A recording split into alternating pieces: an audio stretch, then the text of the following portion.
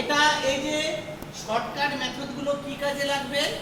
কেবলমাত্র যারা বৃত্তি পরীক্ষা দিবে, যারা সায়েন্স ট্যালেন্ট পরীক্ষা দিবে, তাদের তো সময় একটা গুরুত্বপূর্ণ বিষয়।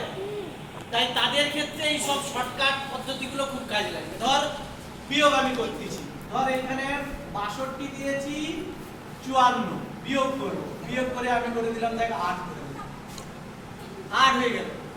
আবার ধর আমি 68 দিলাম, 68 থেকে 54 বিয়োগ করলাম, 68 থেকে 54 বাদ,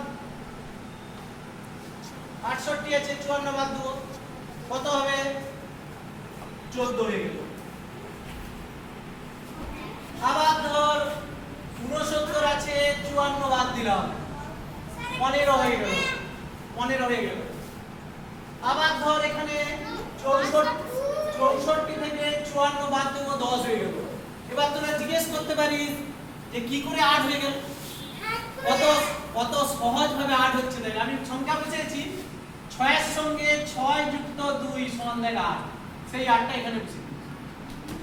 8 এর সঙ্গে 6 যুক্ত 8 সমান দেখ 14, 14টা নিচে বসিয়ে দিয়েছি। এখানে দেখ 6 যুক্ত 9 সমান 9 6 15, 15 নিচে বসিয়ে দিয়েছি। আবার এখানে দেখ 6 যুক্ত 4 সমান 6 4 10, 10টা নিচে বসিয়ে দিয়েছি। দেখ কত সহজে আমি বিয়োগ করে দিলাম একবার।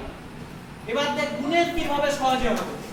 ধর এখানে 15 আছে, এখানে 15 আছে, আমাকে গুণ করতে দিচ্ছে, আমি সিঁড়ির মতো ধাপ না ভেঙে একবারে গুণ করে দেখাবো। কিভাবে একবারে? প্রথমে আমি এই দুটোকে গুণ করব। প্রথমে এই দুটো গুণ করলে 5 5 কত? 25 করে দিলাম। এবার এখানেও 1 আছে, এখানেও 1 আছে, আমি একটা 1কে 1 বাড়িয়ে দিলাম, তার সঙ্গে একটা 1 এর সঙ্গে 1 যোগ করলাম, যোগ করলে কত হবে? 2। 2 এর সঙ্গে 1 গুণ করলে 1 গুণ করলে 2 একে 2, 15 আর 15 গুণ করলে 225 হবে। আরো ধর একটা ছোট গুণ, আমি বড় গুণ দিলাম, 85 আর 85 গুণ করতেছি। একটা সিঁড়ির ধাপের মতো না করে একবারে গুণ করব। 5 5 এ আমি 25 লিখে দিলাম। এবার আমার এই 8টাকে একটা 8 এর সঙ্গে 1 যোগ করব, 1 যোগ করলে কত হবে? 9। 8 লং কত? 8 লং কত? 8 8 এর সঙ্গে 9 72। 85 এর সঙ্গে 85 গুণ করলে 72, এটা হবে।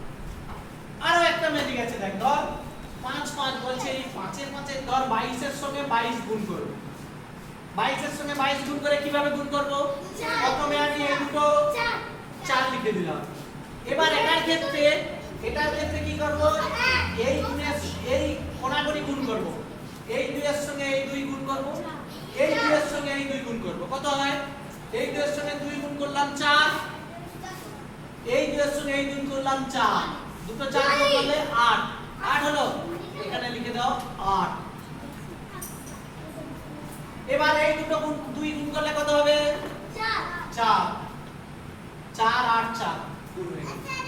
তার মানে আমি একবারে করে দিলাম। আরো ধর বড় গুণ একটা দিলাম, ধর বড় একটা গুণ দিলাম, ধর 83 বা 82 দিলাম। ধর আমি 82 কে একবারে গুণ করব। গুণ করলাম কি করব? 2 2 4। এবার এই রকম গুণ করব, 8 2 16, 8 2 16, 16 16 32, 32 এর 2 হাতে থাকলো 3, 8 আসছে 64, 3 এ 67। গুণ করে দেখে নে, এটা 6724।